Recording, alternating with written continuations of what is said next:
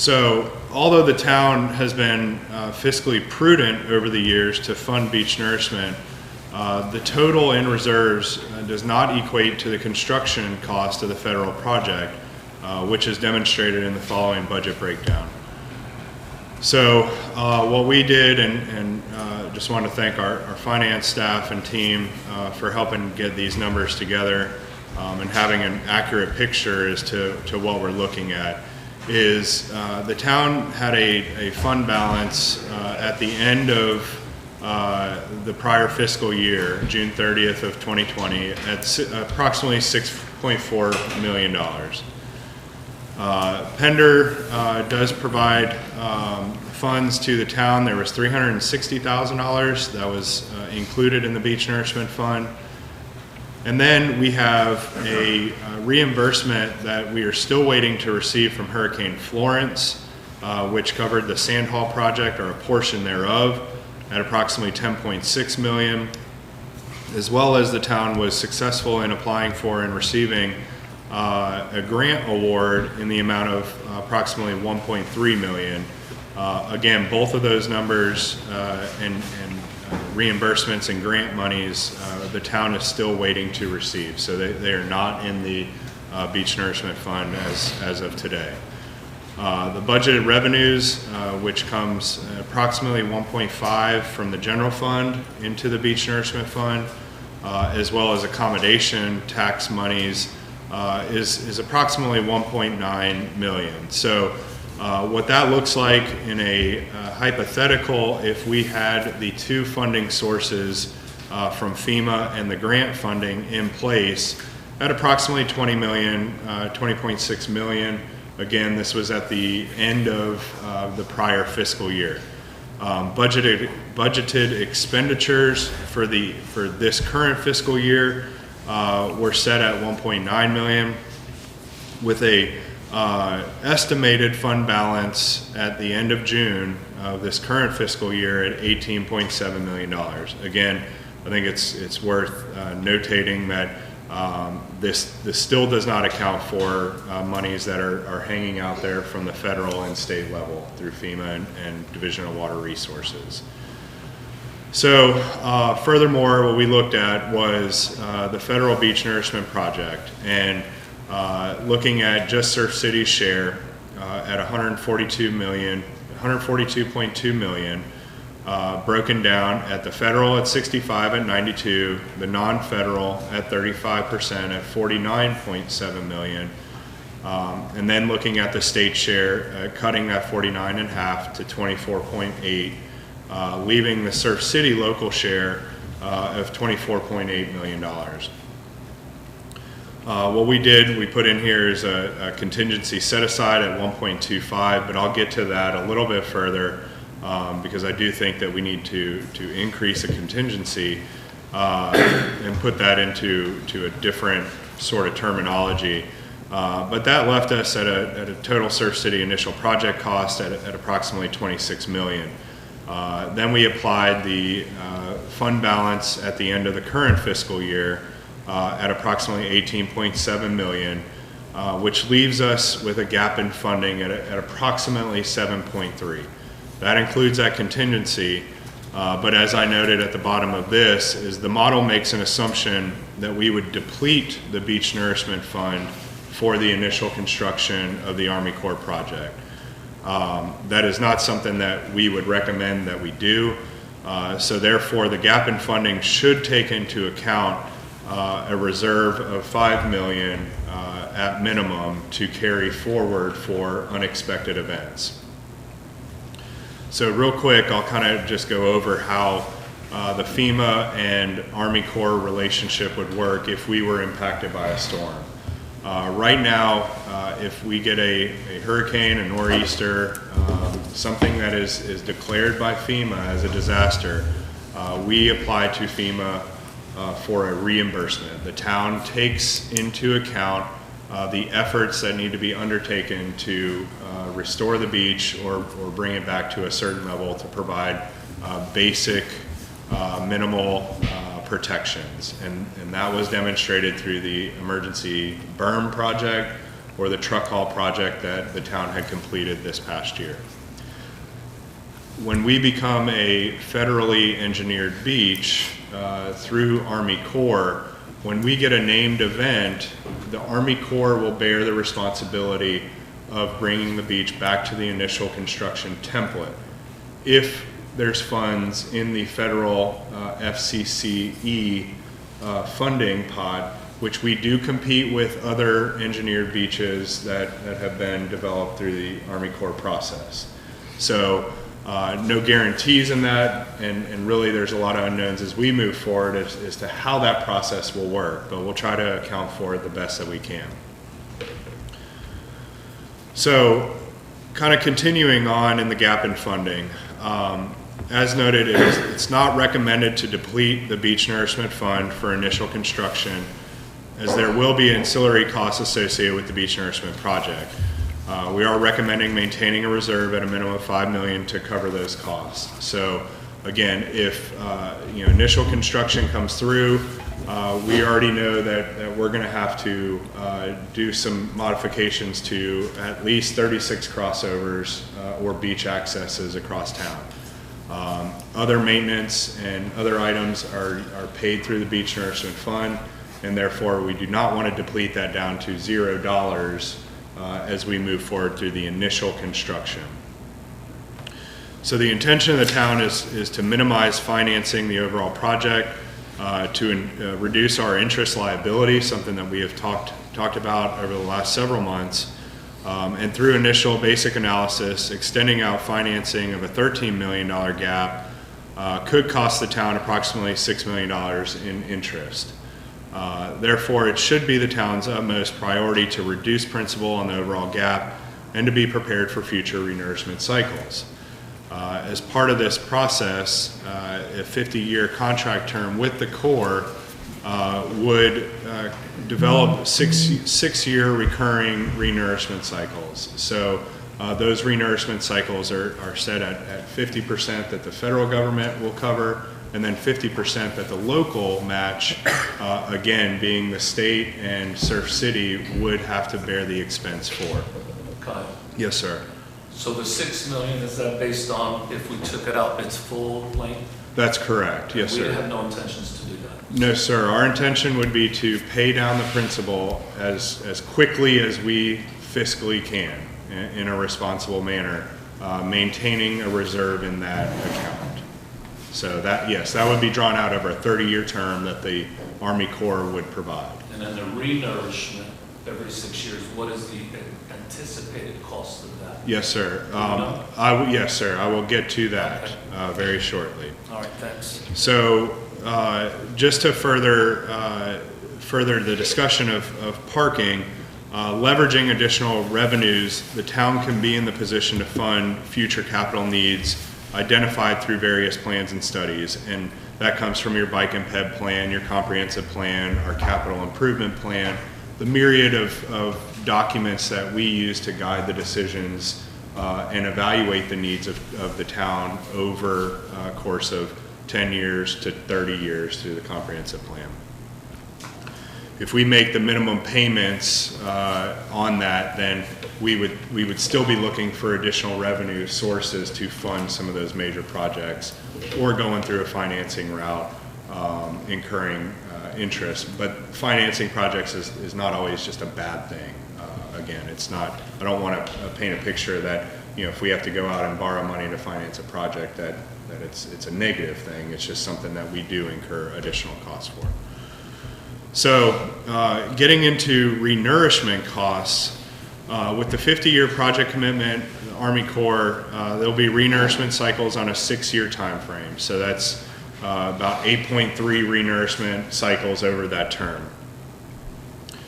Based on best and worst case scenarios provided by the Corps, those costs for Surf City only will range from $173.4 million to $227.8 million in renourishment costs today. Extending that out to 50 years does not take into account any sort of inflation, additional interest rates, or whatever it might look like. So again, traditionally the state covers 50% of that renourishment cost. So those figures equate to 86.7 million to 113.9 million over that 44-year term. So we have initial construction, get through our first 6 year, we start our first renourishment, and that's where the 44 years would come from there until the appropriated PPA would essentially keep us locked into the federal project. So over that 44-year term, that does equate to approximately 1.97 to 2.6 million per year in just renourishment budgeting for the term of the project. Also, this does not take into account the gap which will be realized based on current and projected revenue that is allocated to the Beach Nourishment Fund through the General Fund and Accommodations Fund. So we want to try to avoid double downing on having investments beyond the initial construction when we get to our first renourishment cycle. That would be the goal of the town. I'd like to highlight something that we discussed yesterday. Yes, sir. It's important for the group. After sitting with the finance director, our debt ratio is at 2.9%. Correct. It's good to be under 15%, so we're in very good shape in regards to debt ratio. Correct. We are. Okay. Now, all of these figures, though, are taking in consideration that the federal and the state will put their portion into it. Now, if the federal government gets to where, they come up with, 20 projects because of a devastating hurricane that came up the coast, they may say, well, we just can't fund that much, so you're going to have your own money to put into it. And, even though we've got 5 million in there, we still, so at that time, we're going to have, 10 to 12 million dollars to do that project. So if the federal government decides they can't allot that, and how many times have we gone for a grant or something and they say we just can't do it? So therefore we got to have money in the bank to do it. That's just like the last sand project that we did. If we had not had that money in reserve, then we could not have done that project. Because the way that FEMA works is you have to do the project and pay for it. And then, at some point they will repay you for it. And so that's what I'm saying. I mean, don't think all this money is automatically going to come in, right? That's correct, and really, the way I look at it, the biggest wild card is the state's appropriation to cover half of the local sponsor. We would ultimately love to see the state take on all of the local liability of this, but that has to be budgeted every year or every 2 years when the state does their budget. So if something that is going on, pandemic or whatever it could be, that funding, in my opinion, always becomes in jeopardy or potentially in limbo. So if we are going to be held responsible from the federal government to pay our share, then we need to be prepared to pay that to the greatest extent possible. That's just my very basic take on that. We can't rely on that to be there. Yes, it's been there in the past, and we can look to other jurisdictions who have gone through this process, and we have had an appropriation towards this project at the state level, but future years are definitely unknown. So, as you had indicated, Mr. Mayor, in your opening comments, other reasons for paid parking. So as reported, the town has seen a consistent increase in the need for parking enforcement, as an increase in visitors has led to people parking anywhere they possibly can throughout town, including rights of way in areas that cannot fit a vehicle, parking in the streets, private property, getting calls about people parking in homes that might be vacant, utilizing their crossover or whatnot, just leading to police response on those, has led to an increased conflict with pedestrians and bicyclists and creating potentially hazard situations. Councilman Torres, you did ask about statistics and how we can measure that.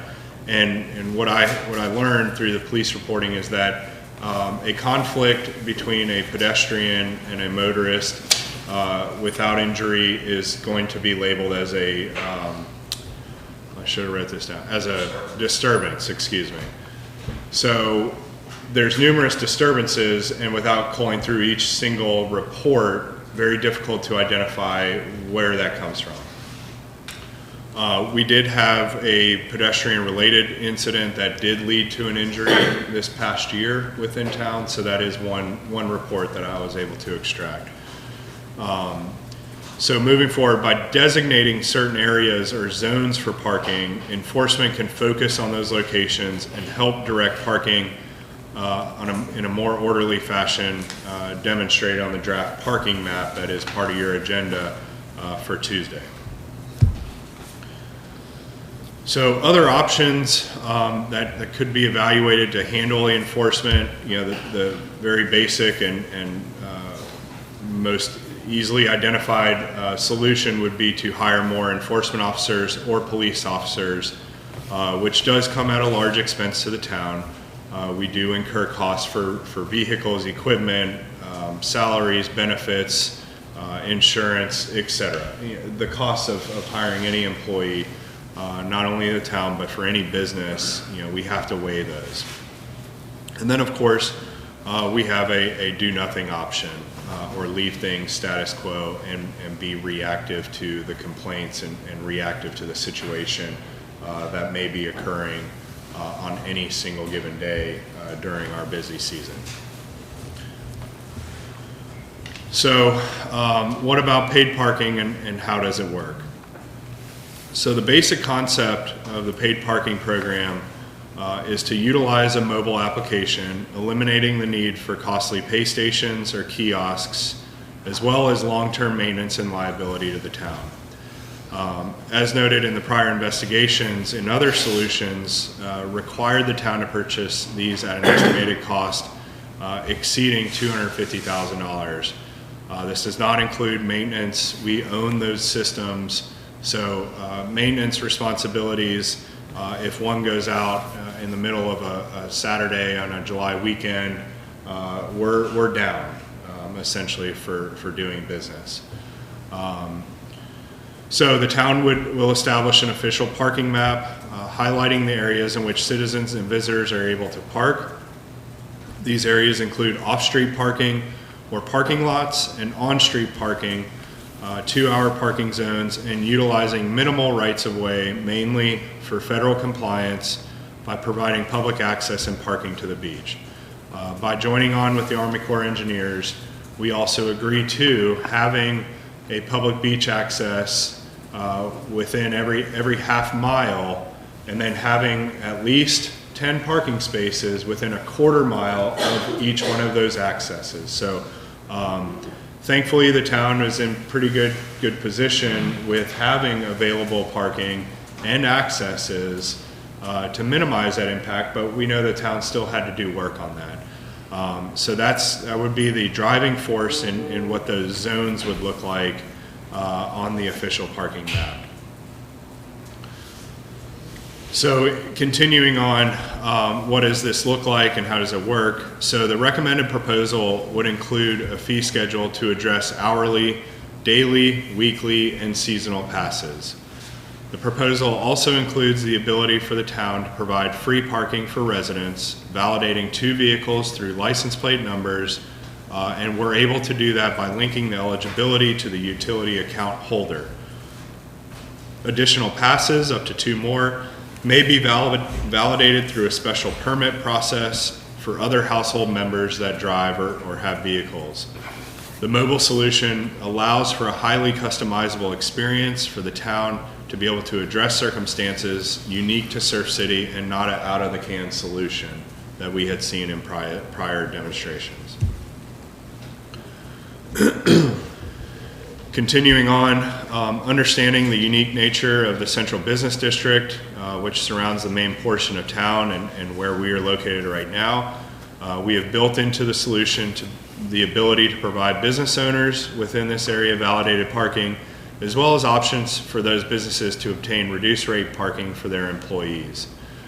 Parking would be enforced as proposed from 9 a.m. to 6 p.m., which still allows for early morning beach activities and nightlife and dining to occur without having to worry about paying to park.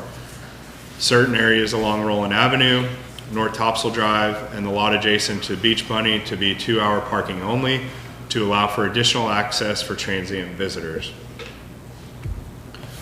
So the fee schedule that we have presented looks similar to this, which is set at a $5 per hour rate, a maximum of $20 per day, a weekly pass option for people that may be visiting here that aren't within walking distance to the beach, and then a $250 seasonal or annual pass that would be available for anybody to purchase.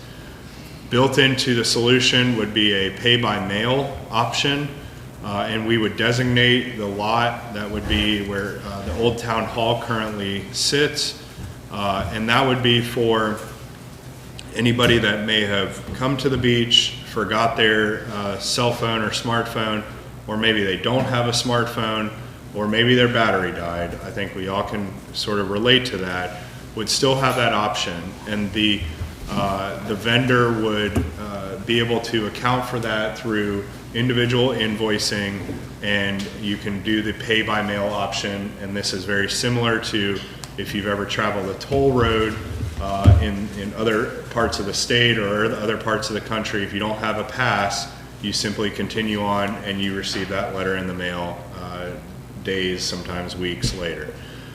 We would be expedient on that and get that out as soon as we could. As noted, residents would be validated and comped through the utility billing process. So looking at the violation side, all violations, whether it's extended time allowed, parking in a non-designated parking area, or other things like double parking or backing into a space, would constitute a $50 violation. If a violation had not been paid and someone illegally parked for a second time, the vehicle would be subject to tow.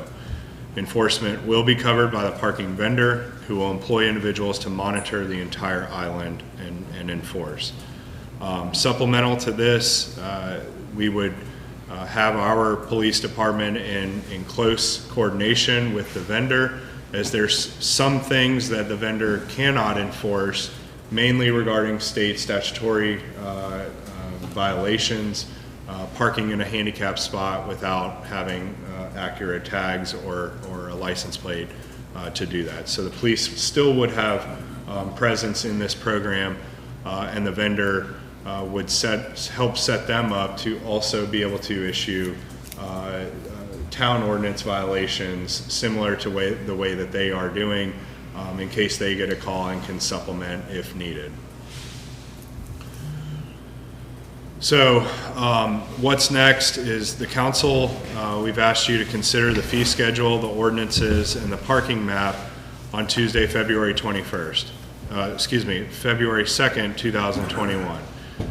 If adopted, staff will continue to work with the vendor on sign design and placement in zones, adding parking bumpers in designated zones, and begin enforcement as an introductory period beginning March 1.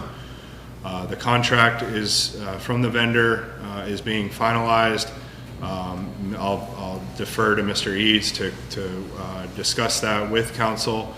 And then we will work with residents that need assistance downloading the mobile application and setting up their vehicles for parking validation, and continue to put out information to the public on how the system works, demonstrating the ease of use for their enjoyment at the beach. So additional considerations that certainly council can discuss is staff has put together the draft parking map that went out in your package and is on our website. Do those zones need to be adjusted? Are there any additional fee considerations that council would like to discuss moving forward in this process?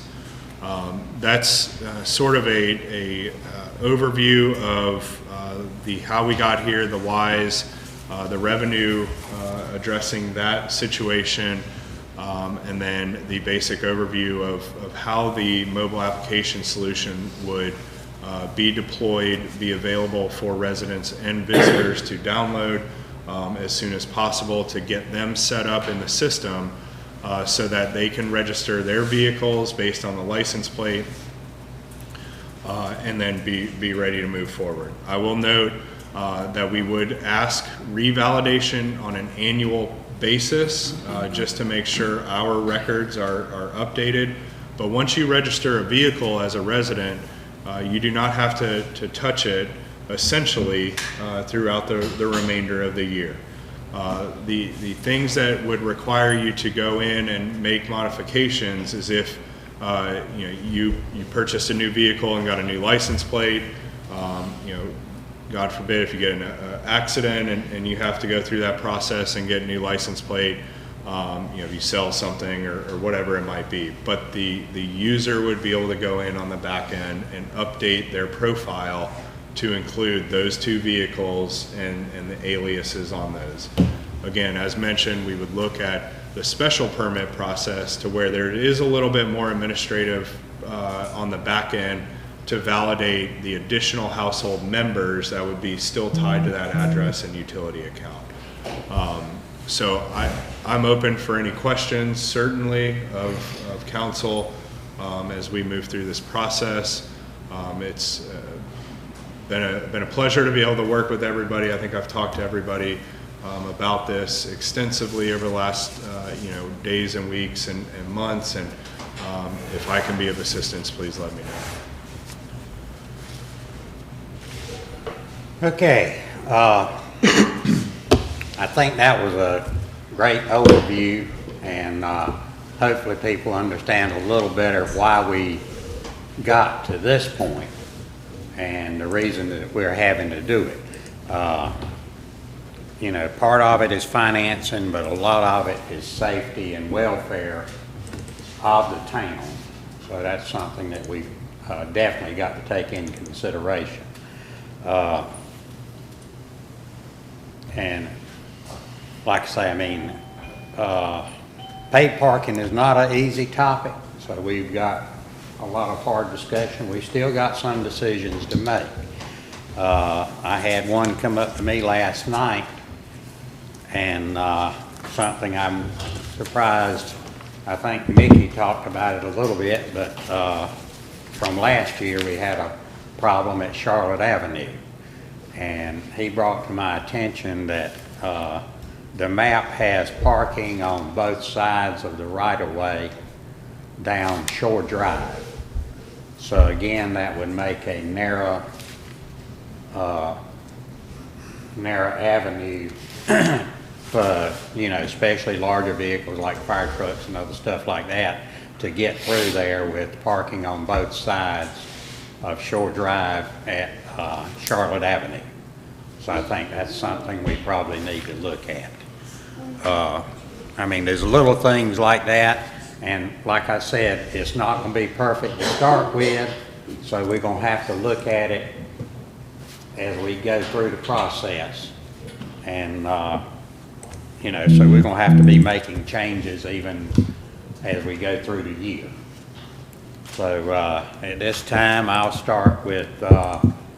start with Jeremy. Jeremy, you got any comments you want to make? Sure. A quick question. What are the months that we're entertaining not doing the paid parking?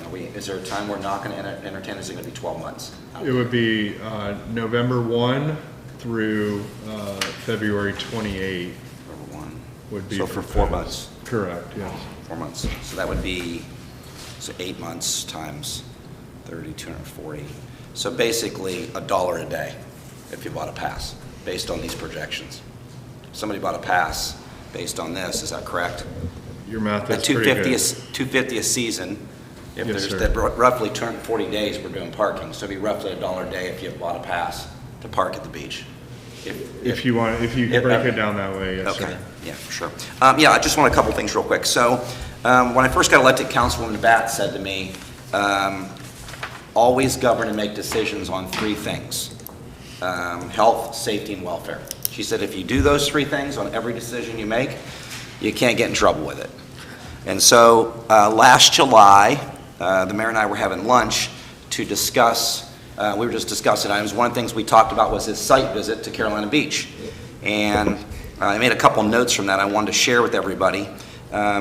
He said that one of the things, he didn't want to become another Wrightsville Beach when it came to parking. That was one of his big concerns. Also, he said that his first concern would all be taking care of the Surf City citizens and the business owners. And I think that, I believe that every decision that we have been talking about is taking care of the citizens first and the business owners first. I went to Lowe's yesterday, very interesting. I'm sure like the mayor and every other council member, I went to Lowe's yesterday, walked in, and I couldn't get anything bought for the half dozen people that spoke with me about this. But something happened in particular that really hit me yesterday.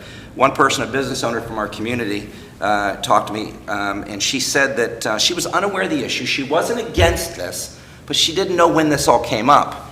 And I had said to her, I had explained to her that we've been actively pursuing this for almost a year now, but since I got elected to council, we've been talking about it. And I said, then it hit me all of a sudden. This person also said, are you guys still meeting?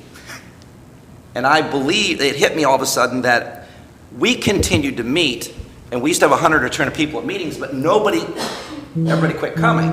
So in these discussions that we were having over the last year, people weren't at these meetings to hear these discussions, or they weren't listening online. Well, most people do not go online. Correct. I found that out. Correct. So that person actually said to me, geez, that makes sense. So there was a pretty good idea that we discussed this, or we were talking about it, and it was overlooked from some people.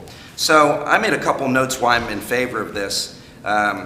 So what I see as daily in the summer as a business owner, where I am in the central business district, I see 100 times a week, I see people get out of their vehicles, full of coolers, full of chairs, and they head on over to the beach.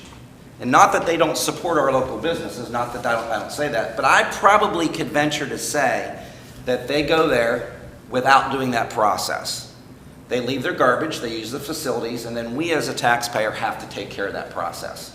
And I have no problem, glad they're here, but at the end of the day, I think it's great that they get to contribute, would start to get to contribute to our process. The next reason I'm in favor of this is the council's concerned to make sure the residents and business owners are not affected by this negatively. There is not one part of this process that affects the taxpayers and our business owners negatively.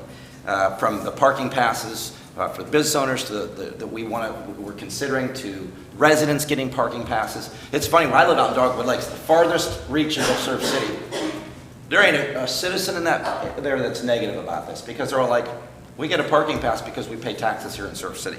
And another thing is, people from other communities are very quick to criticize, but no one's offering from those communities a solution for our issue when it comes to finances. You know, I bring this up, Teresa's brought up the dump thing. Some of my employees were doing some work, couldn't go to the dump in Hampstead because I'm not in so we had to go to the one in Sneads Ferry. It cost me $58 to dump some stuff. Nobody gave me a discount. So these are some things that I think that we are making the right decisions as a council. I think we are moving in the right direction. Somebody from the news called me yesterday, and I said, look, we want to hear what people have to say. I don't have anything to say because I'm talked to Councilman Fowler. We want to hear what everybody has to say. You know, although people say our decision's not made, our decision's not made until Tuesday.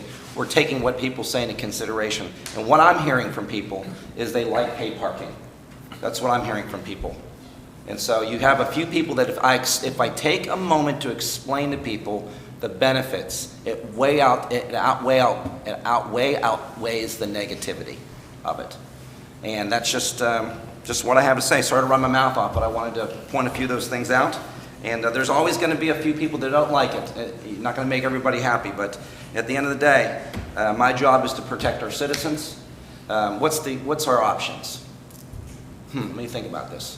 We either raise taxes, which ain't happening on anybody's watch here at all costs. we don't do our beach nourishment, which ain't happening, or we figure a way out to create income. I'll say this last thing. COVID wiped out one of my businesses, so I needed to look for alternate methods of income. So I opened another business, and that's what this council's doing.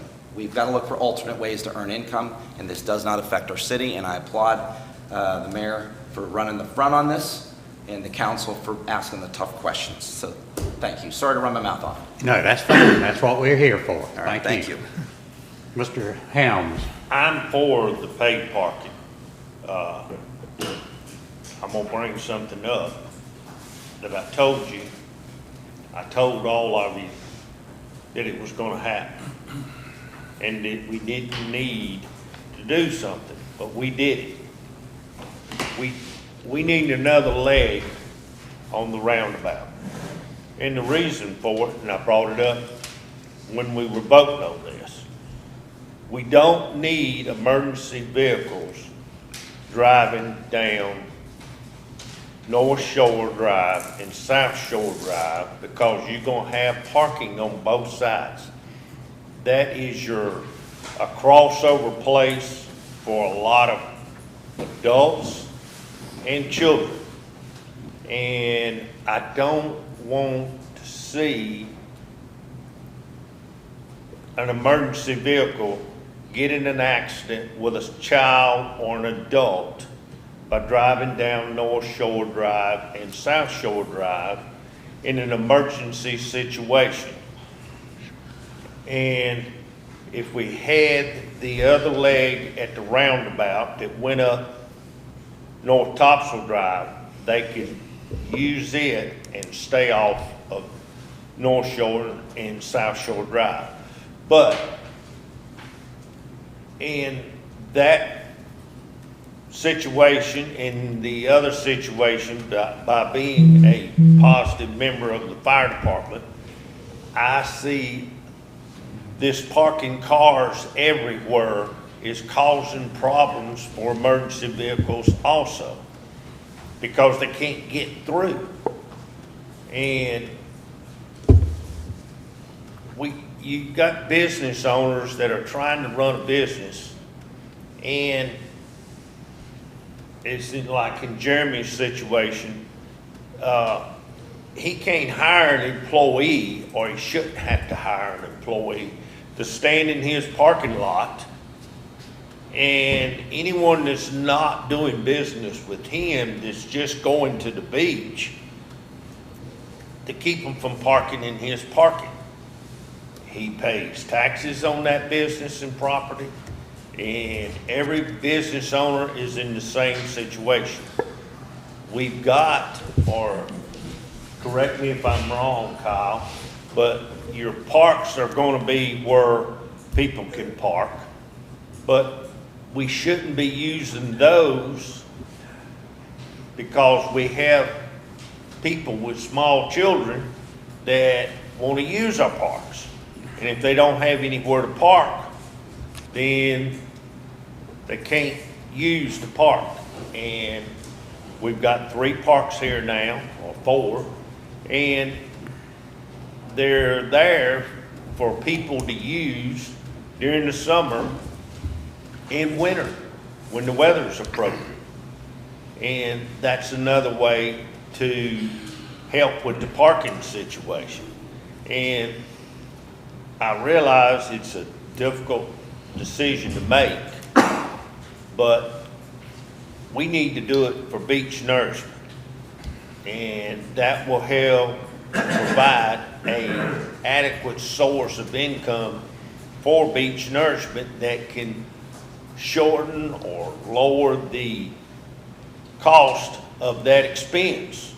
And I've been here close to 30 years, and we've been working on this beach nourishment for 30 years, and it's now here, and we need to make sure that we go through with that because it's going to benefit everybody on the beach. That's first line residents on the beach, plus it's going to benefit everybody in the community. Not only the people on the ocean front, it's going to It's gonna benefit everybody in Surf City. It's gonna benefit everybody in Pender County and in North Carolina. So we looked at this, we've studied this. I know there's a lot of work that needs to be done with the vendor to get all the particulars shored up to where come March 1, we don't have a whole lot of problems. We're gonna have some because it's something new until we get it adjusted down to where it's problem-free, which I don't think it'll ever be that way. I think anything you have problems with, as old, it doesn't matter how old it is, you still gonna have problems. And that's to be expected. But I'm for paid parking. In my opinion, I don't think it's gonna hurt the citizens. It's not gonna hurt the business owners. And the people that come in and visit this town, I think it'll make it a better place to visit. So I'm for it. Thank you. Thank you. Councilman Bass. I never thought that we would actually be talking about paid parking. But I realized, with the federal project, which a lot of us never thought the federal project would ever happen, to be honest with you. I mean, it is, I think, a miracle that it did happen. I'm glad it happened, and we need to make sure that we have the funding to move forward with this project. In our neighboring town, North Topsail Beach, that's with us, Surf City has had the foresight to set money aside and prepare for this project. North Topsail Beach, in a meeting yesterday, someone was saying in their phase 5 where this project's going to take place, their taxes could ultimately go to 144% to 300% increase to pay for this project.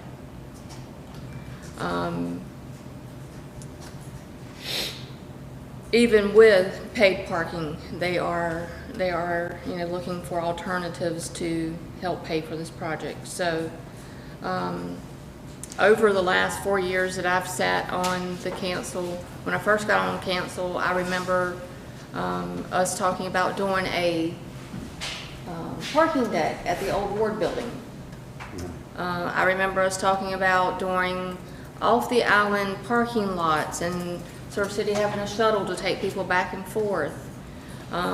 So it's not something that, just all of a sudden that we've just came up with in the last, month, 2 months. It's been in the talk for many years, and it's very difficult because you look back and you think that, this isn't the way it was, and we don't like change, and sometimes change has to happen, and it takes a little time to get used to it, and in the long run, it does get accepted if it's handled properly.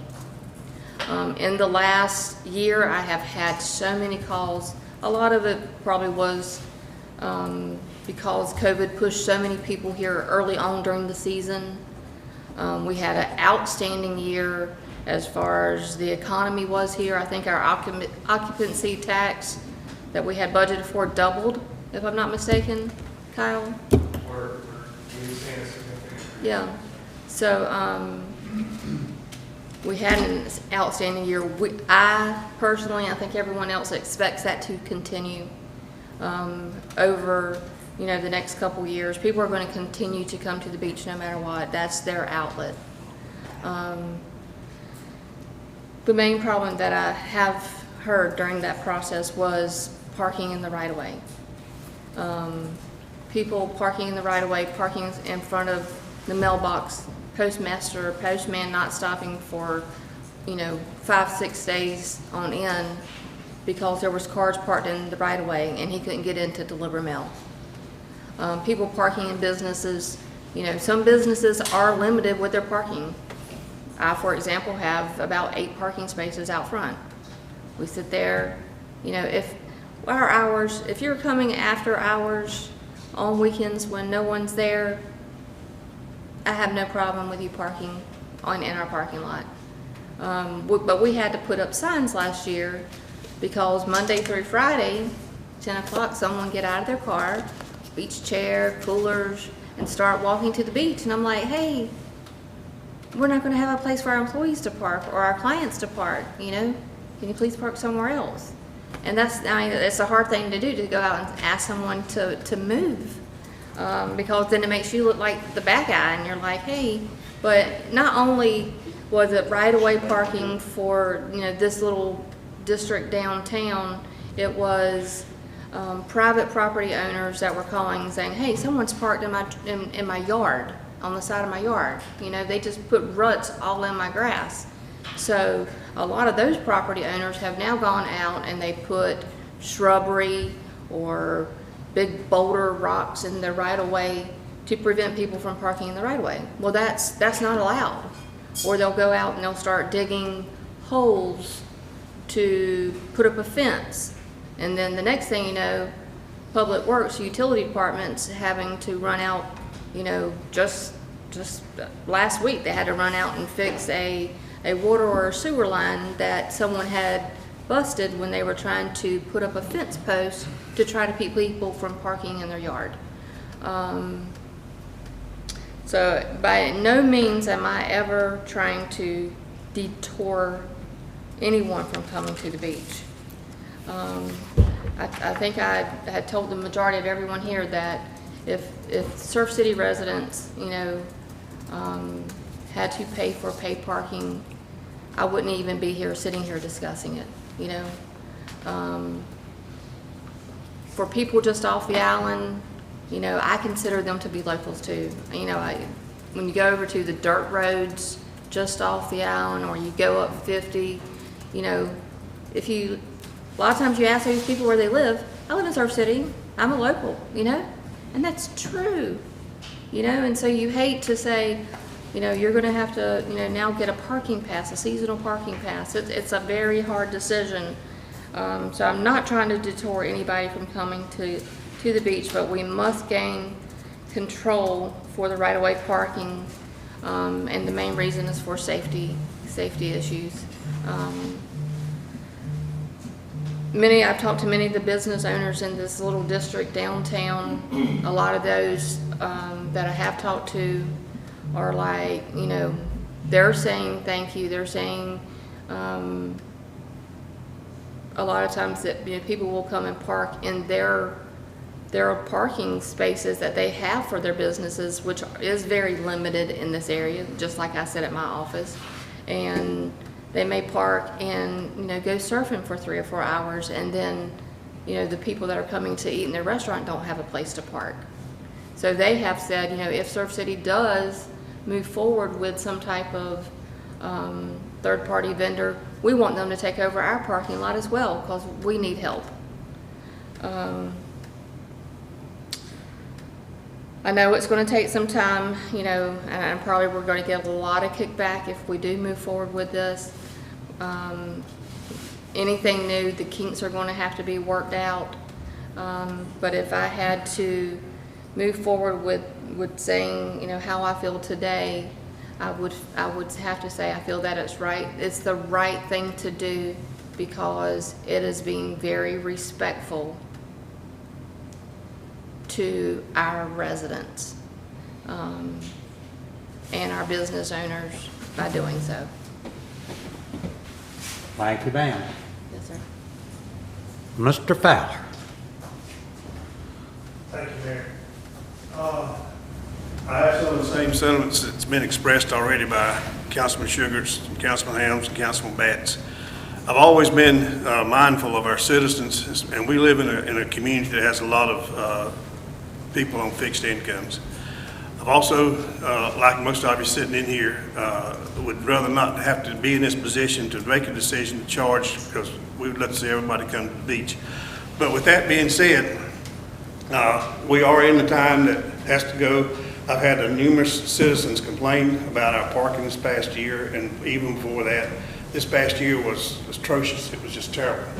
And I've always been one that wanted to look at the safety end of things, and as Ms. Batts said, and Mr. Helms said, and Mr. Sugar as well, it does pose a safety concern the way that people are parking and have been parking.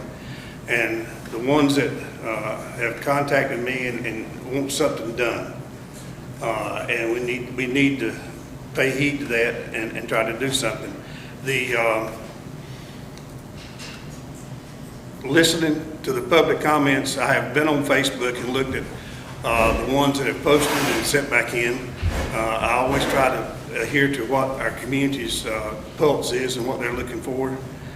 And from what I can gather from all the Facebook posts that's been posted to all the council people, as well as those that's called me, it's running about roughly 29 to 43% of the thing are for it, with provisions that we've put in, taking care of our residents, taking care of those in the yearly pass, giving discounts, taking in our business situations. If you add those, that came out to be roughly 18 to 44%.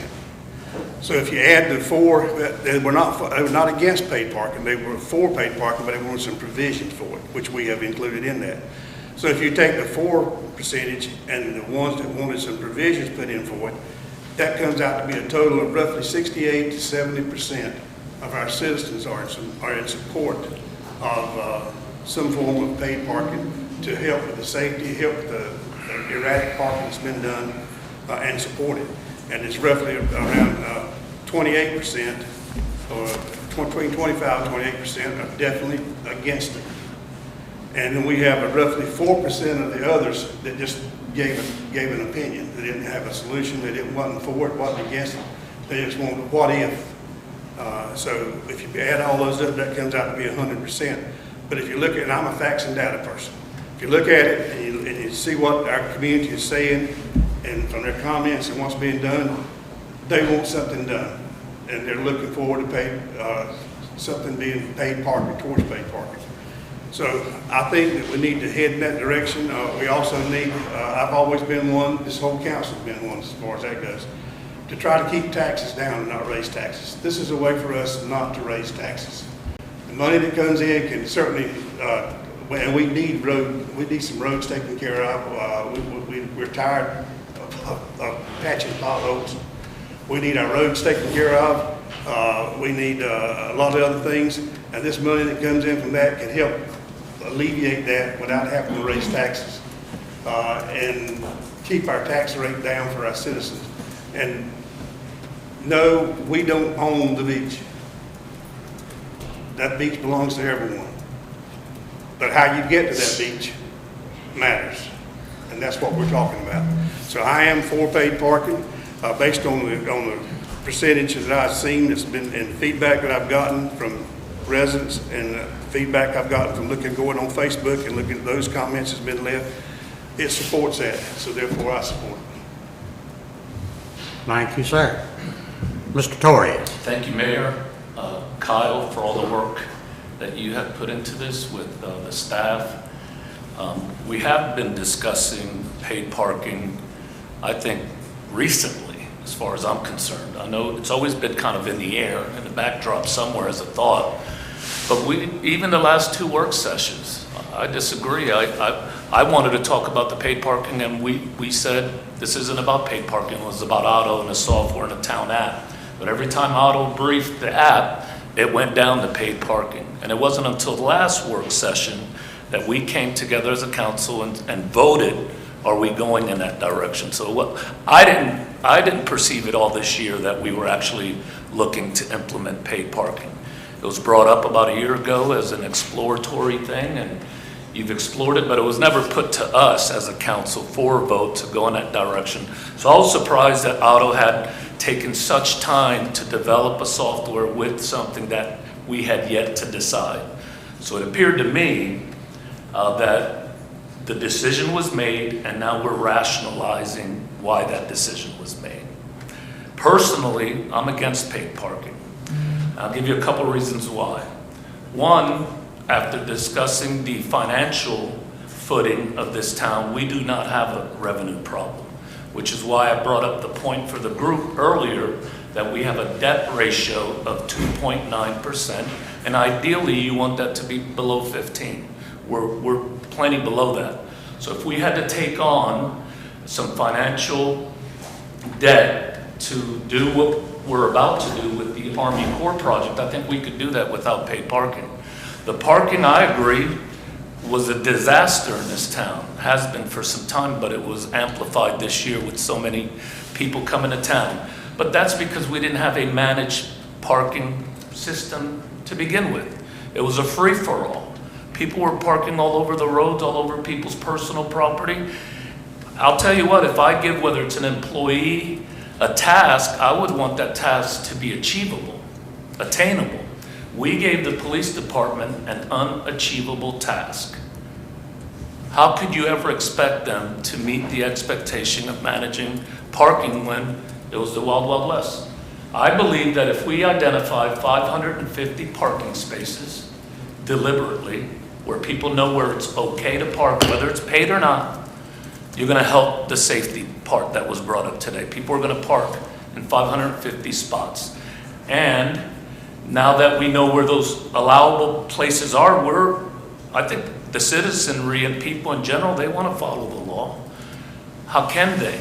They didn't know where right was, you know, so to identify 550, tell them this is where you can park, it goes after that. I think the police will then be able to manage those that are parking in the wrong spaces. Furthermore, my reluctance to go in this direction would be, in the middle of a pandemic that has not been seen in 100 years, and the impact that this is having economically on people, the underemployed, the unemployed, those that are on a fixed income are now going to have to take on an additional economic liability at a time where they can't. Federal government is writing checks left and right to people because they're hurting economically. And I was told by this body that all I need to do is worry about Surf City residents. I do, every day. I go to bed, I wake up thinking about our residents in this town that I enjoy. But I also think about, and I'm empathetic of other people, our neighbors, those that live in the ETJ specifically. It's been said in forums with discussion in the past few months that day trippers don't spend money. I asked, where's the data behind this opinion? Of course they do. Of course they spend money. It's been said we don't want to stop people from coming here. But yet, at the same time, they say, well, if North Topsail implements paid parking, we have to because people are going to come here. So which one is it? We want people coming here or we don't? It's like double speak, right? So come up with a manageable parking system off the island parking lots. I mean, there's got to be options here, but I think this year could be the worst timing in which we should take this on. And we don't have a revenue problem. Because I asked myself, well, Jeremy, like you did when you ran, if we're ever faced with the decision to go with an ordinance for this town, I had three simple things. Is it necessary? Economically, I just pointed out that it's not. We have a short-term gap and we want to implement a long-term solution. Municipalities, whether they're at the federal government or local, should not be in the business of raising money to later figure out what to do with it. That's unnecessary, in my opinion. So I would hope that if this body decides to go down that route, then some of the provisions, I've got some ideas because, I mean, I'm like a single guy in a boat rowing upstream. It's what I feel like. But this was never put together as a commission to bring in subject matter experts, to bring in residents to be a part of the discussion. This decision was made, and now we're trying to rationalize it. And that's all I have for now. I have a response to that, Dwight. I think back in June, we can go back and pull the minutes up from the meetings. I think back in June, we originally came to consensus as a group to have the manager bring something in, find some information, get that information. And then he did that, he brought it to us, and then as a group, we made another consensus to move forward with looking at paid parking, coming up with some design of paid parking, and I think the minutes will bear that out from the town meetings, and anyway, we could go back and look at that and see. I thought we moved But- forward on an app idea for the It town. was all about, has been about parking and movement, that's the one I'm talking about, not the app. The app is what helps control that and some other things in paid parking. But yeah, but we have been looking at it for a while, and that's, as a group, and I say a group because you were at those meetings. And we came together with a consensus to do that. And I agree with you, it's a bad time to try to have to put anything out because our economy is bad. The pandemic has caused a lot of stuff. But at the same time, we need to do what is best for the town and be in that manner.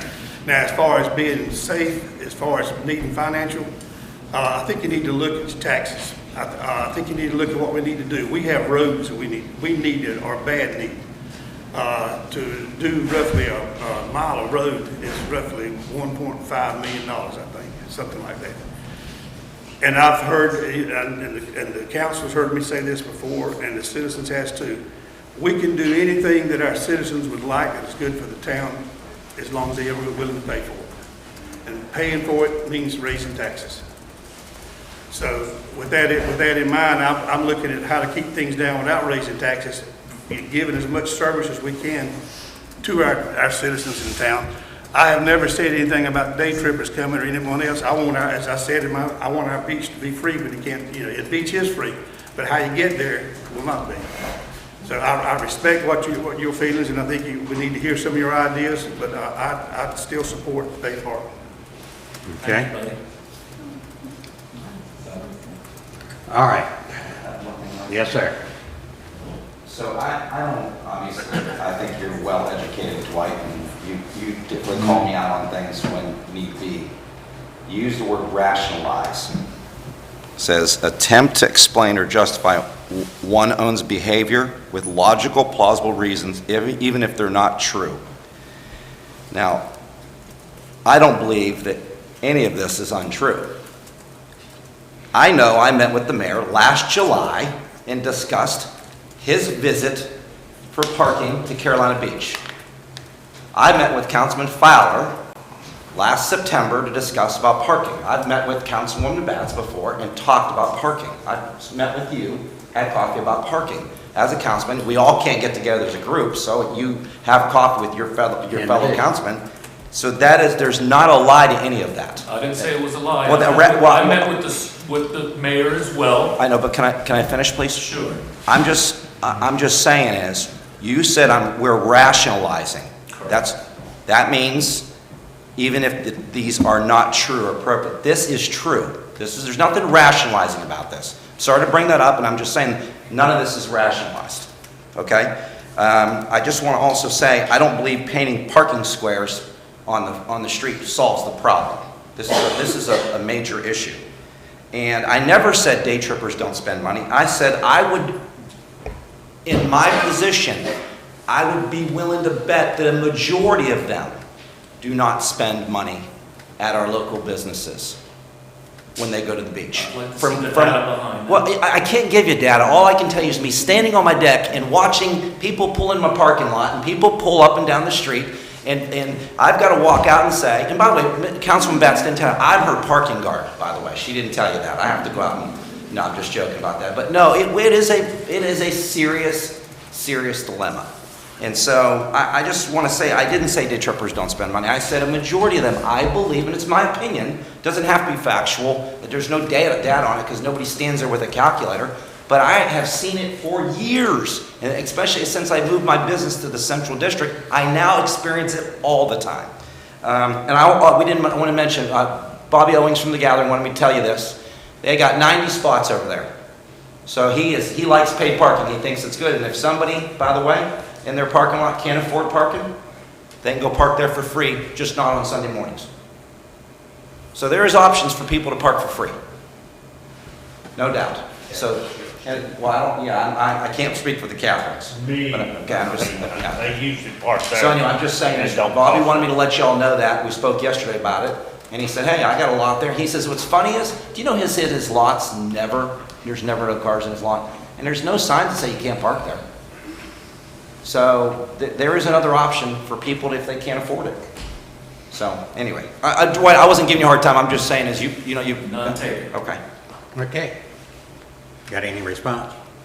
I'm good. I hope we have an opportunity to go over these fee schedules and see if that's where they actually are Oh, yeah. going to be. Yeah, they will. And We some will. other things as far as the calendar, don't think it needs to be as wide as it is. So if we're going down there, I've got some things that I would like to see you consider for adjustment. Okay. We all do. Yeah, I think we'll go over, still got a lot of points that we need to go over. That's why we're working. Just like, I mean, decisions are not made overnight. It just has a lot of input to it. And I guess we got started off a little bit slow, but, you know, paid parking is, like I said before, is not an easy topic. It's difficult. And personally, I have always stood firmly, and Teresa will back me up on this, against implementing paid parking. Of course, I never wanted my children to grow up either. I wanted to keep my children small so I could play with them. But they eventually grew up, and it turned out for the best. I got grandchildren I can play with now. And of course they're growing up. But that, you know, I had to make changes in order to do that. So our community is like a family. It keeps growing. And as a family grows, it keeps adding on people. So therefore you have to make changes to accommodate for the people that is being added on. And like I say, I fought to preserve our town just like it is. And we all want to keep it a family-oriented community. And with the chaos we saw last year, it didn't seem like it was really family oriented.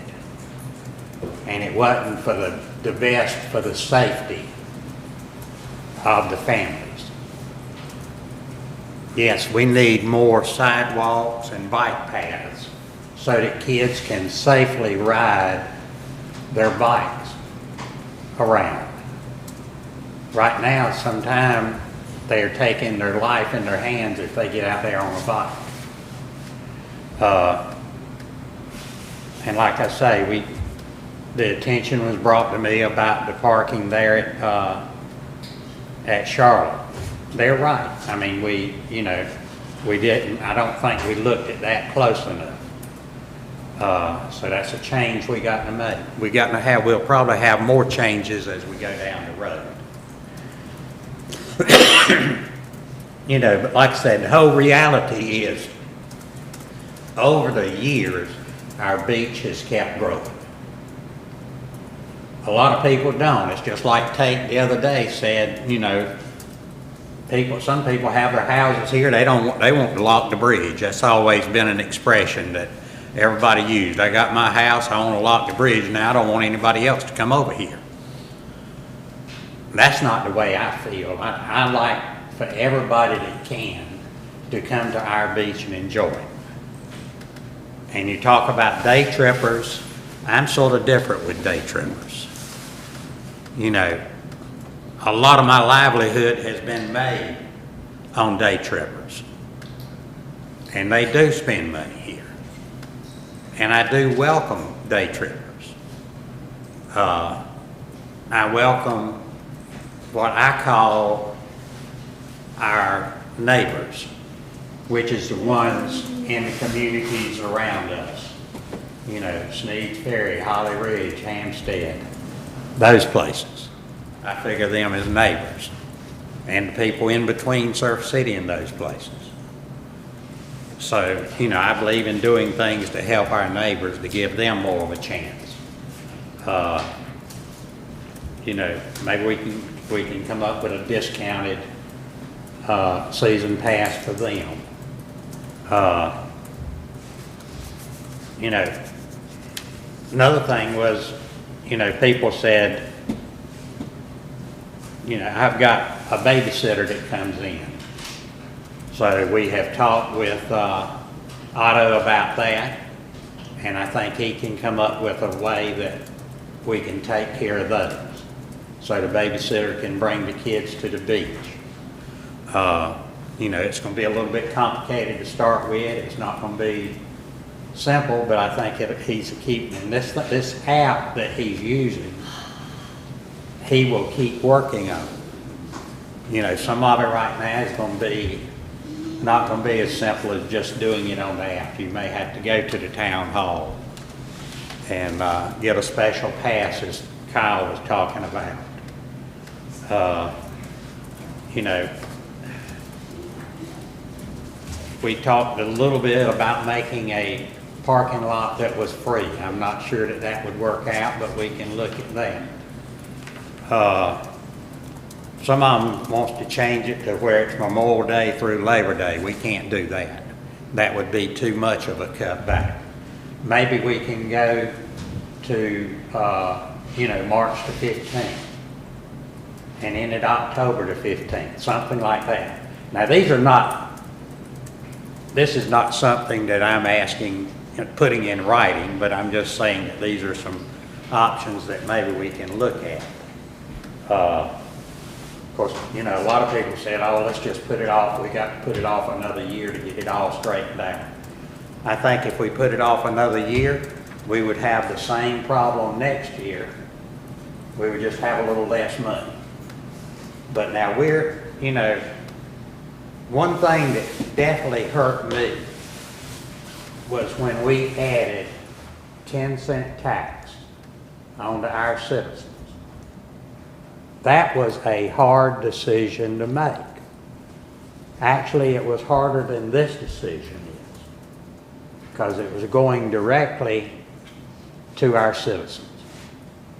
But we knew if we were going to do the beach nourishment project, then we had to have that money. We had to add it on. So now we know we're going to have a little bit more money, and maybe we are in good financial shape, but now we can't just say, well, you know, we got enough money to do the beach nourishment and we won't need any more money. But we got to think about all the other things as far as we being in a good position to borrow money. We got a lot of other projects. We got roads to pave. We got sewer to rework. I mean, we got the water system. We've got a lot of work we've got to do on the water system. All this takes funding. Yes, we're growing. And we'll get, you know, more tax revenue from that, but still we're having to pay stuff out before we can get the tax revenue from it. So we've got to look strongly at funding, and we've got to keep money in reserve in order to do projects that we need to do. So, I mean, I think we do need the money. I don't think we're loaded. You know, and sometimes you get a bonus check. You say, oh, darn, I'm in pretty good shape now. But then that bonus check goes away pretty quick. And you're right back like you were. So if you can get a raise, that raise is a lot better than that bonus check is. It is constantly coming in. And if somebody else, like I say, these people that come to the beach, they do enjoy it. And, you know, they do think that it is free. But as somebody from Curie Beach said, nothing is free. Somebody is paid for it. And so I feel like that this is a way that the people that come in that are not paying property taxes and all can help with donating to the town a little bit.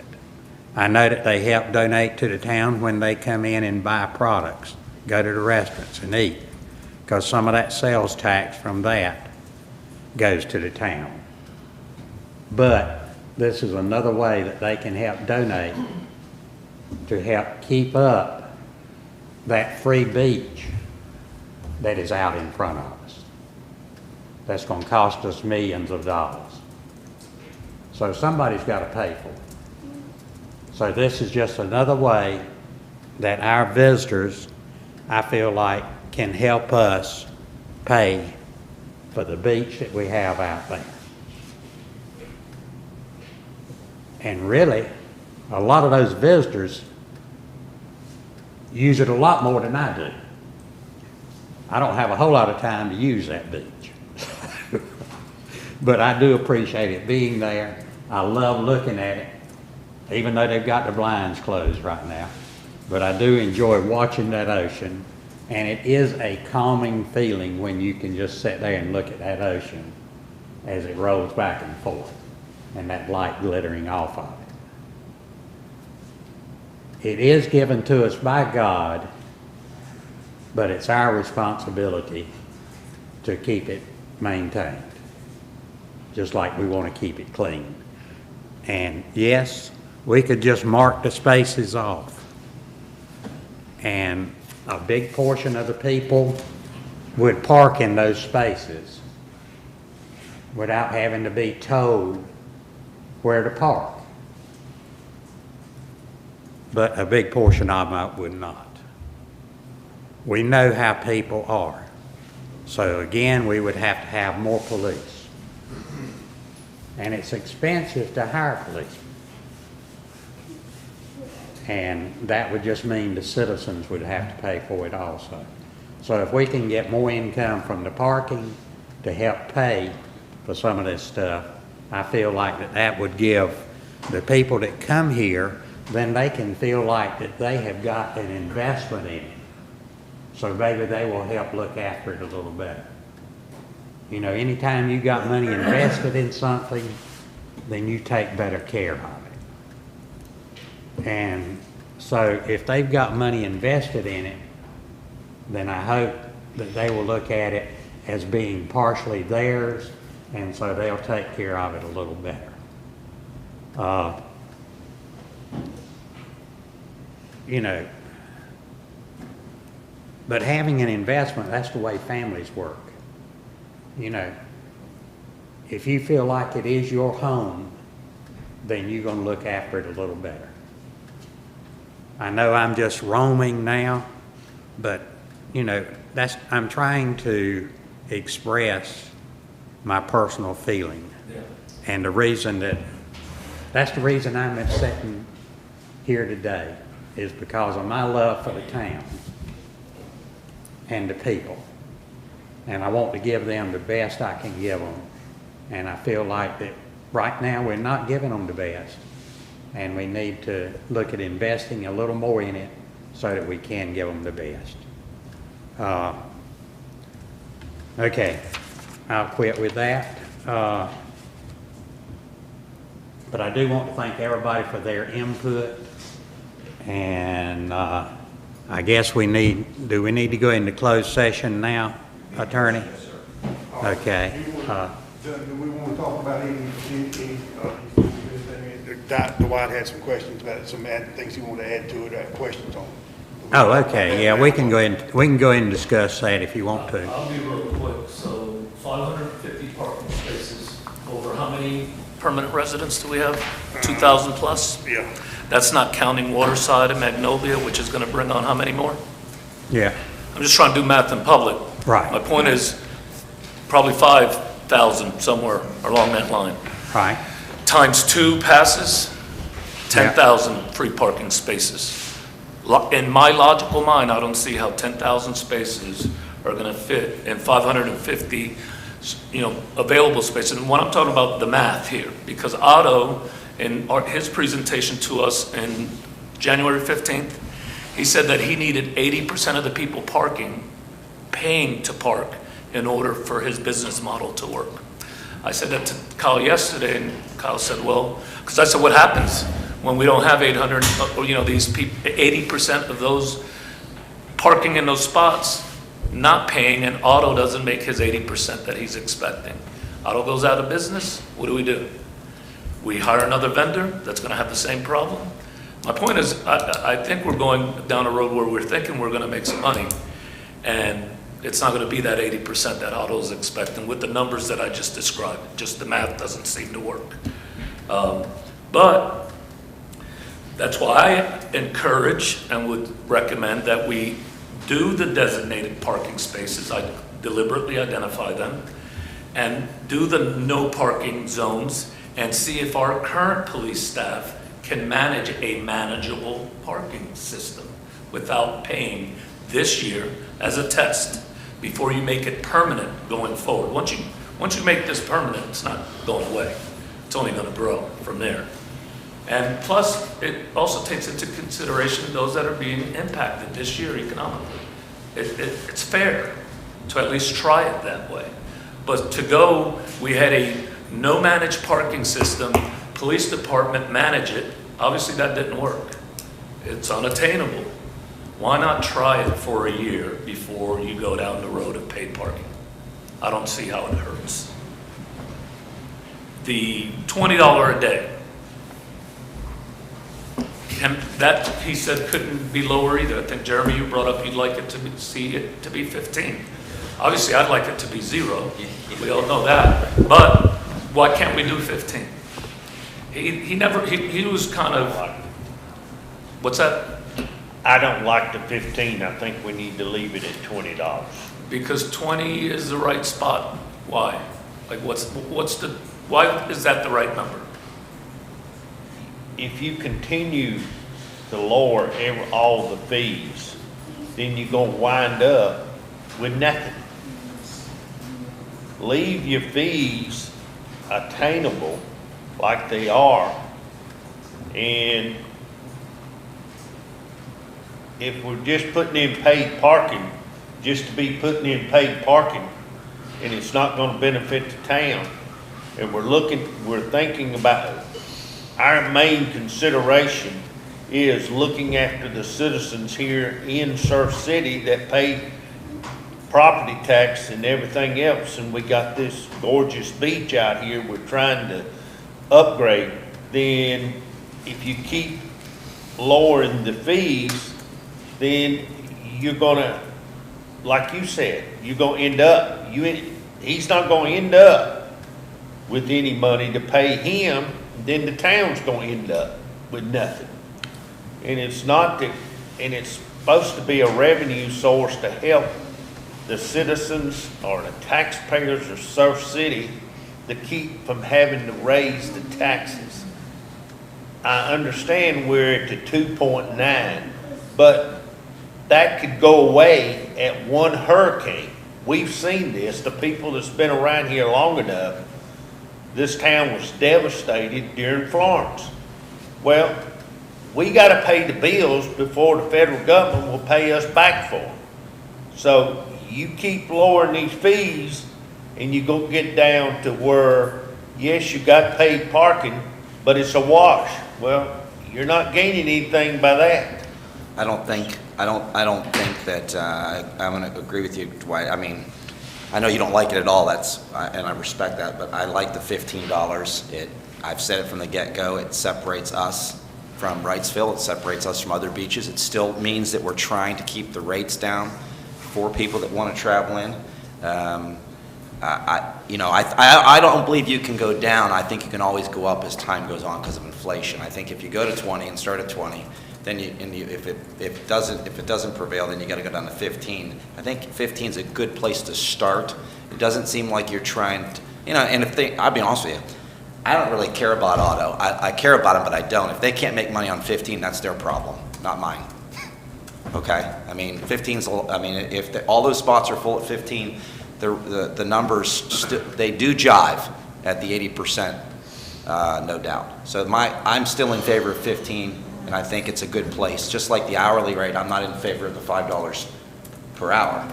I'm in favor. I like to see it $3 an hour and $15 per day is what I like to see it. I think it's a good start. I think it shows people that we're not trying to hit a home run. We're not trying to win the World Series right away. We're not trying to win the national championship. We're just trying to win some games. And that's just kind of where I'm at, so.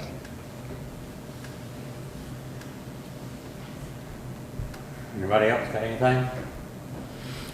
I would just, you know, I'm not I think the $5 is excessive per hour. If I had to, you know, pick a number, I probably would go with, you know, the $3. I think $5 is just crazy. We're not a Rosal Beach, you know.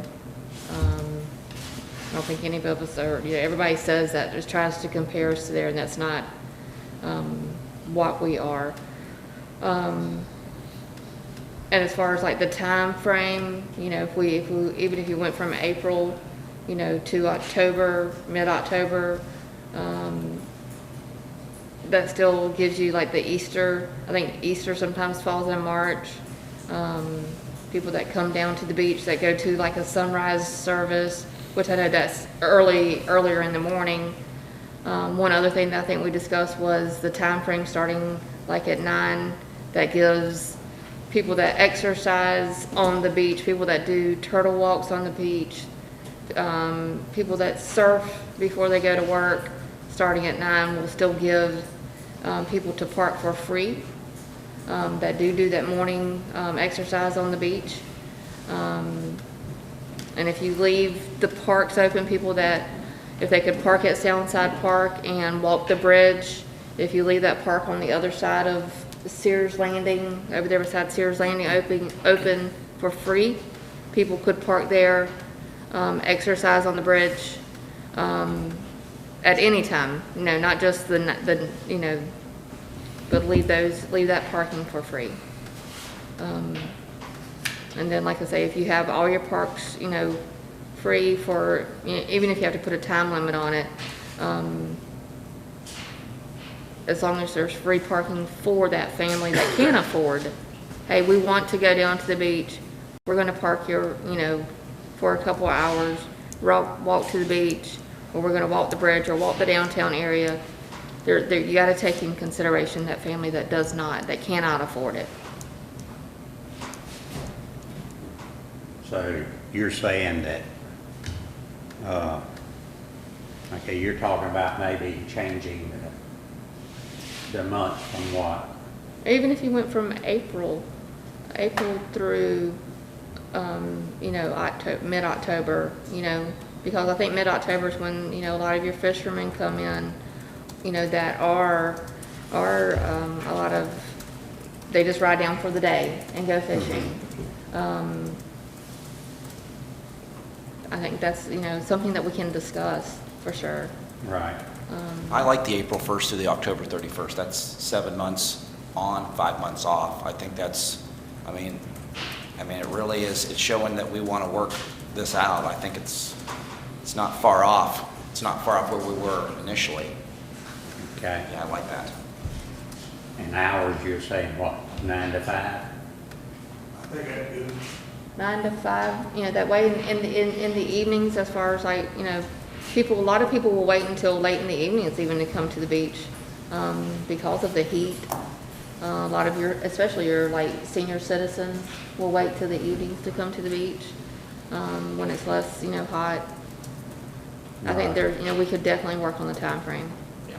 Yeah, and I think most of the beach goers have left by 5 o'clock. And people want to go to dinner. People want to go to dinner or activities Yeah, down and here. then come That over. opens that opportunity up for people that are vacationing in Topsail on Surf City. Right. They can drive to a Come down. restaurant here. Right, Yeah, so. 5 o'clock. That takes care of the time frame, and when we started, we're back to the fees now. Do what? We're back to the fees. I've heard support for $3 an hour, $15 an hour, I believe.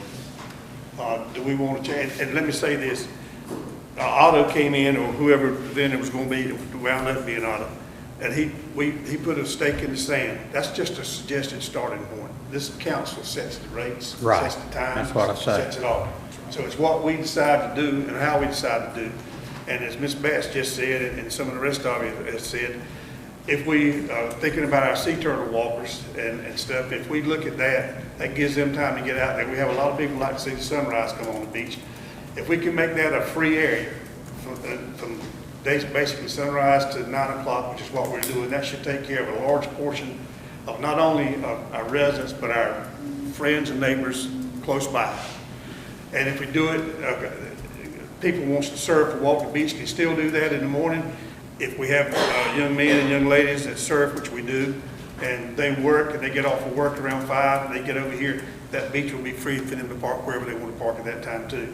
So that takes care, as we've all said in different ways, look out for our people, look out for our residents. Right. And if we're doing that, and this is what's doing that, it takes all that into consideration and also gives our people, our friends and neighbors across on the mainland over there, the same opportunity. And going back again and looking at what the comments were from Facebook on for and against and with making exceptions and provisions. They're not opposed to paying a yearly fee. They're not opposed to having some of these other things. Their biggest question was, we need some free time. And I think by us doing this, we're accommodating the free time for most of the ones who had questions that came out. Our businesses, we're taking care of them, I think, because they need parking areas as well, because some of them don't have the parking spaces. But if we cut it off at 5 o'clock, most people start coming at around 5:30 on to eat. That would take care of that. So I think we need to consider this 9 to 5, and I think April 1st to October 31st is fine as well, as a starting point from the council. And if the fees, the consensus of the council is to $3 to $15, then that's what we said, that's what we give to Otto, and that's what he goes with. Now, so that's the decision that we have to make, and I think right now, what is the consensus? Someone's not up to me to do that. Point of order there, I don't believe that was identified as an action item for the special meeting. what? I don't believe that was identified as an action item for the special meeting held today, to set the rates. I mean, No, we're discussion. not setting the rates, but we're discussing. We're discussing. Right, but I mean, formally, if you're going to formally adopt it, I would recommend you wait till next week's meeting. Yeah, well, we won't gonna adopt it. we won't Okay. adopt anything until April the 2nd. Yeah, Mr. Mayor? February 2nd. I mean, February the 2nd, I don't know where I got that. February the 2nd. yeah. Mr. Mayor? I mean, we need to have, I just want to say one thing. I know that the 15 and 3 may change the scope of the income. We're still getting income. So we didn't get any income. So now we're gonna get some income. It may be a little less. It is what it is. If, as Councilman Fowler say, this is what I'd like to see. So when you're putting this together, Mr. Mayor, and Mr. Fowler, you guys are putting this together, that's what I'd like to see. Whatever the general council agrees with and their majority wants, I'm gonna go with, obviously, but I'd like to see the 3, the 15, obviously. I'd like to see the April 1st. I don't care if it's April 15th, October 15th or October 31st, whatever y'all decide on that. You guys know best for that. So I also had another question. North Topsail Beach is going to do this parking program too. Does that pass go over to both sides, or just our city, and their city, their city? yeah, There's been a desire for consistency, so I will try to communicate. I'm just that. asking. I don't know. yeah, we're gonna try to work with North Topsail as far as the time frames and all that. And they said that they would even work with us on the charges. So, I mean, this would be presented at the February meeting. 2 more points. And we'll talk about it again about 3 to 15. 2 more points. Huh? If you have time, 2 more points. Yeah, go ahead. Can we consider including, unless I missed it, the ETJ or not? Did we say we were going to include them as they consider themselves Surf City residents? No. I brought it up. It was presented to me, several It people has called to me, me and as that's well. why I asked last meeting. I just asked the meeting, yeah. ETJ, I'd like to at least look at that number and see if it's viable. We just went, no, they don't pay taxes, we're not doing it. But can we at least consider that they do bring a lot to this community? And I've been contacted. I mean, I can go down the list of names. They are contributors. Just something to consider. Number two, I hope this one's not that difficult for a decision, but Right, well, a military discount. A large number of young Marines come here and they live payday to payday, I know. I was there once, but I would like to see if we could offer them a military discount on these seasonal passes. Seasonal passes? Yes. I don't oppose that at all. I think that's good for senior citizens as well as military. That should take- Seniors as well, and that's something else that we could look at ETJ too. please. I mean, for the seasonal pass instead of, For the military, no, well, for the military and Yeah, for discount. ETJ. Are you asking for active duties or across the board, retired, Active active duty. duty, disabled? disabled, Just military. veteran, yeah, across the board. They're active duty veterans. But active duty and disabled, though, would park free anyway. Yeah, but I'm saying active duty or retired, they've served. Veterans, Lowe's does 10%. It would just come through, just the process in which we would implement that would have to be a verification process. So it would come through a special permit at least, and I'll get up with you, Councilman Torres, in regards to, accurate discharge paperwork Yeah. that we would be able to validate. DD That's- 214. There you I go. got Okay.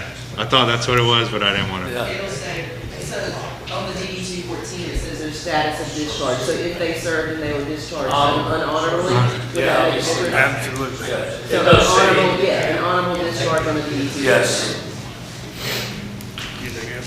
that's it. Thank you. Okay. Then, Kyle, what, are you going to take these things we discussed and for our next Yes, meeting sir, coming up in Mr. February Yes, sir, and have Mr. this up President. for us to look at? And What I'll do, since we have published within our agenda the proposed rates, we'll go back and I'm not going to amend the agenda and the materials in there, but we'll have supplemental information that we can put out, ahead of that time based on consensus of council. And yes, I've taken all the notes. I'm quite certain Stephanie has taken. Well, I mean, I have told most of the people that those rates that were put out have not been set. right. It's just a starting point. Yeah, 'cause we hadn't voted on them yet. As we sit right now, I've got a general consensus on a time frame from 9 a.m. to 5 p.m. and April through October. So where we would need to move forward on a general consensus today for a vote Yeah. Tuesday is what do you want your rates to be or your discounts that are associated with those rates so that we can add that to the February 2nd agenda. Well, we can't put it in there as being the new rates. Yeah. I just need a consensus to what you want on Tuesday, because otherwise Tuesday we'll go back in and have the same conversation. But if you'll set a consensus of what you want the rates to be today, then Tuesday we'll be ready to vote Okay, put on in those, there either as for or against. Three. okay, do I have a consensus on 3 to 3 and 15 on the rate? I'm fine with it. That's good. I'm fine with it if that's what the majority wants. I'm not, the 3 to 5 or the 3 to 15. But just to make a point, I don't say the people that in the ETJ or in the county don't contribute to the funds or taxes of Surf City, but they don't have the property taxes that the citizens and taxpayers of Surf City have that they're paying town taxes and they're paying county taxes. The people in the ETJ do not pay town property tax. And my biggest concern is I want to look after the taxpayers of Surf City. It's not that I don't care about the people out there in the county, but I'm looking at the best thing that's best for the citizens or taxpayers of Surf City. I agree. I like the military, I like the seniors. Yes, Those are two I don't have a problem. I'm not really for the ETJ, because, I mean, I think, because we gotta keep giving it. Is it next Holly Ridge? Is it next Sneed's Ferry? Is it next Hampstead? I'm just saying is, yeah, next Raleigh. No, and I'm not being fishy, but definitely military, definitely seniors. I mean, that military was a great point. I'm 100% for that. So. So you won't even consider a discount for the ETJ? 10%. I brought that up at the last meeting. remember. 100%. And then after I did some homework, I don't feel as compassionate about that as I do your senior thing and your military thing. I really feel compassionate about big time. I think that's brilliant. But I don't feel compassionate about the ETJ thing right now, unless some of you guys can share other things with me and make me feel different. I would like that to be considered. Speaking of that, I don't have, ETJ, we control basically their destiny. They can't do anything with their property without our agreement. That's what the extraterritorial jurisdiction. That's what that is. So, but if we want to include them in for a discount, since we do control that, I won't object to that, but it's whatever the council wants to do. But I don't think we need to go out and go beyond that, because we're here again, we want to help all those that we can help. And I think we're doing that. We're making it as palatable as we can to everyone. And I don't have a problem with including them, since we do control what they can and can't do with their property. I have a say-so in that. I don't have a problem with that being added to senior citizens and veterans. Thank you, buddy. You can put ETJ on there for a Discount. discount to Right. vote. I'll also agree with, that as well. There's a lot of, people that live in the ETJ that support our Surf City, and are a lot of business owners, Okay. in that area. All right. Okay, so do we have a consensus? Consensus. Yes. Next time though, Huh? on the discounts? Yeah. What percentage of a discount? We don't know. Do we know yet? I said 10%. 10%? I agree. 10% standard. That seems to be the industry And same standard. for ETJ? Yep. Thank you, Okay. Mayor. Thank you. All right. And that's on the Okay, yearly so pass, now right? Now what we've got is 3 and 15 on the rate, discount of 10% for season passes on military and ETJ. And retirees. And seniors. Seniors. And senior Huh? citizens. Seniors. And seniors. Senior, okay, and senior. Okay, The 10% is the discount. all right, Right. and then April 1st to October the 15th is the dates.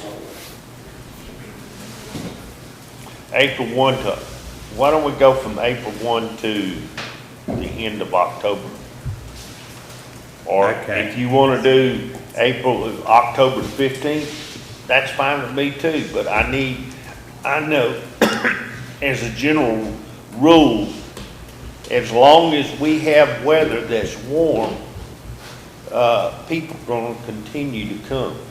And not only, I'm not gonna use the word, but not only people that come here on a daily basis, but on a weekly basis. In your rentals, pretty active all the way through November?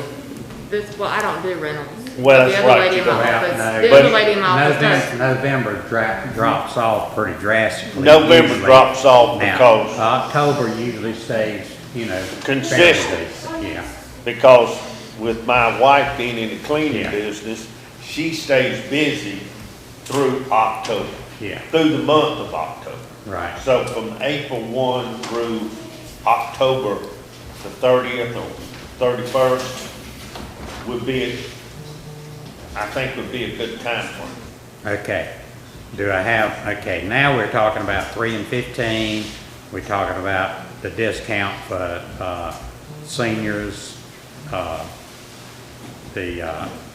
military and ETJ, 10%. And date being April through October the 31st. Right. Do I have a consensus on that? I agree with that. Chairman? Is that what everybody wants to do? Yeah. Yeah, okay. I'm Okay. just kind of seeing what everybody wants to do Okay. here. Kind of watching a little bit. Now what? I'm good. Okay. Give you last chance. Yeah, I'm good, yes. I'm good with that, yes, consensus. All right, you yes. got that down, Stephanie? Okay, is that right, attorney? Yes, sir. Okay. All right, do we have anything else before we go into special session? Yes, sir, buddy, what you got? He's fine. He's pointing at her, he's pointing at her, isn't it? Yes, he is. Okay. we If done with all nothing that? else, do I have a motion to go into closed session? I make a motion to go into closed session for attorney-client privilege, statutory 143-318, 11A3. I second that You motion. second. All in favor, raise your hand. Okay, Let's take a break. thank you. We're gonna take a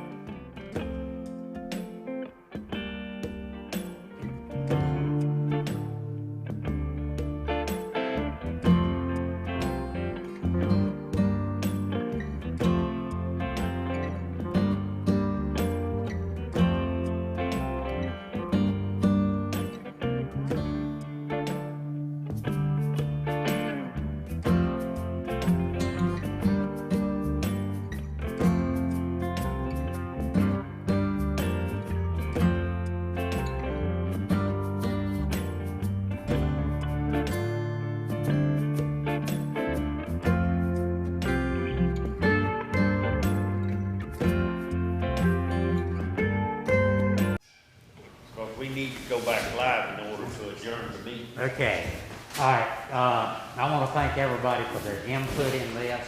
I feel like that we got a lot covered today. You know, we worked as a family today, really, and let everybody put in their feelings. And I think we agreed together on most of it. And that's, Dwight's not here right now, but thank Dwight for his input and his working with us, and each one of you. I think everybody has done a good job, and I think we're looking at something that will be providing safety for the town, especially for our children. That's been one of my big concerns with the parking situation. And we still got a long way to go. I know we'll make a lot of changes, and a lot of people think that we moved fast, but we didn't. It has been a long, drawn-out thing, but we just didn't talk about it, you know, in the open so much, but we did a lot of work on it. The town employees did a lot of work on it as well. I want to thank Kyle for all his input in it. I thank Stephanie for her input and her working on it, because they did, you know, they interviewed and talked with a lot of different companies and came up with what I think is the best. And it just so happened that the owner of this company is a local person. And I think it even makes it that much better, because we know where to find him if we have problems. That's true. He's not in Ohio, or not to put knockoff on you, but or one of them was one of the companies was even from Canada, so we. Of course, that wouldn't have been a bad trip to go to Canada. We talked about that, but anyway, there was we talked with different companies, and I think that this gives us the best opportunity for the parking and then other things that will be coming out in later on. So I think it's going to be a good working relationship with the town, and I just think it's going to be a benefit to all our citizens. So I appreciate each and every one of you putting up with it, and if there's nothing else, I make a motion, we adjourn. do I have a second? All in favor? I know there's nobody against it, so thank you. Jason,